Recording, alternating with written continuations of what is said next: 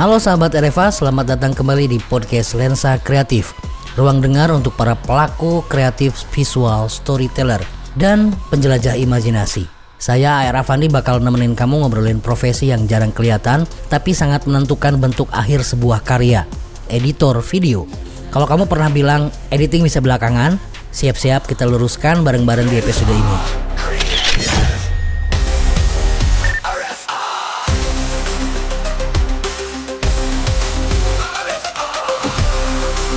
Editor adalah tukang rakit cerita, ibarat masakan, dia yang menentukan rasa akhir dari semua bahan mentah yang sudah dimasak oleh sutradara, kameramen, dan kru lainnya.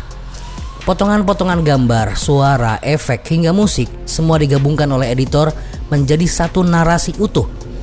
Seorang editor harus peka, sabar, dan punya insting cerita. Karena dalam ruang sunyi di depan layar itulah cerita benar-benar hidup atau malah jadi datar. Kita mulai dari kemampuan teknis dulu. Apa saja skill yang harus dikuasai oleh seorang editor? Yang pertama adalah editor menguasai software editing.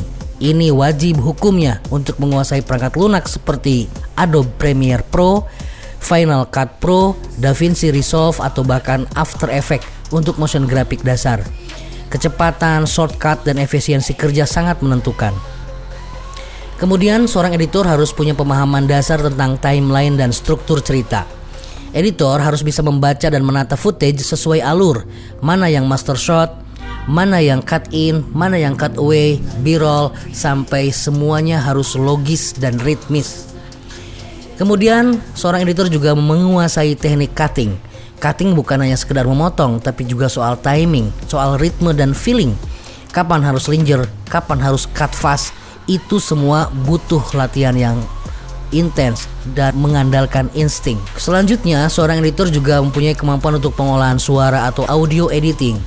Editor juga harus bisa bersih-bersih audio, menghilangkan noise, menyusun ambience, memasukkan sound effect hingga menyamakan level suara. Kadang kerjaan ini lebih bikin pening daripada cutting video. Selanjutnya, seorang editor punya kemampuan color correction dan grading dasar. Meskipun kadang ada colorist tersendiri, tapi editor wajib paham cara menyeimbangkan warna, kontras, dan mood, serta teknis maupun estetis. Sekarang kita bahas skill yang gak kalah pentingnya, yaitu soft skill alias kemampuan non teknis. Seorang editor harus punya sense of storytelling. Editor adalah pencerita. Dia harus ngerti naskah, harus ngerti karakter, konflik, dan klimaks. Karena dari potongan gambar itulah cerita harus bisa bernafas. Cerita harus punya rasa. Kemudian seorang editor juga memiliki kemampuan untuk menentukan ritme dan tempo. Sekali lagi, editor harus punya rasa terhadap irama, baik dalam dialog, aksi, atau transisi visual. Editing yang baik itu kadang seperti musik, ada beatnya, ada nadanya. Seorang editor juga harus mempunyai kesabaran dan ketelitian. Seringkali kamu harus menonton ulang adegan yang sama puluhan kali hanya demi 1 detik transisi atau kesesuaian audio. Editor juga harus punya kemampuan berkomunikasi dan berkolaborasi. Editor harus terbuka pada feedback dari sutradara, produser, atau klien. Kadang revisi bisa datang berulang kali. Komunikasi yang baik bikin kerjaan lancar dan minim drama-drama. Jadi jangan pernah kesel atau ngambek ketika sutradara meminta revisi ulang. Selanjutnya, editor juga harus punya kemampuan time management. Karena sering dikejar deadline, editor harus tahu kapan harus kreatif dan kapan harus efektif. Time is not always your friend.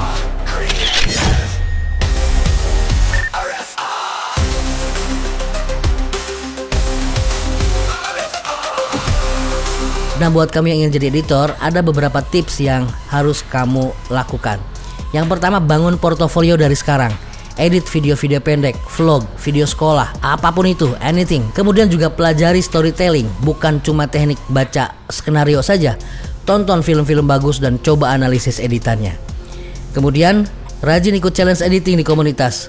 Kemudian sering-sering explore plugin, preset, dan transisi yang sesuai genre. Dan satu lagi, jangan cepat puas. Kadang revisi yang kelima adalah versi yang terbaik. Jadi sahabat RFA, seorang editor bukan cuma tukang potong gambar. Dia adalah perakit rasa, pemahat cerita, dan penjaga ritme dalam sebuah karya visual. Skill teknis dan rasa harus berjalan beriringan. Kalau kamu suka duduk berjam-jam di depan timeline demi sebuah cerita yang utuh, mungkin dunia editing adalah tempat kamu. Terima kasih sudah dengerin podcast Lensa Kreatif di RFA Corner ini. Jangan lupa subscribe dan share ke teman-teman kamu yang lagi belajar editing. Kalau ada pertanyaan bisa kirim ke Instagram berikut ini. Sampai jumpa di episode berikutnya. Tetap kreatif, tetap tajam, dan tetap cinta proses.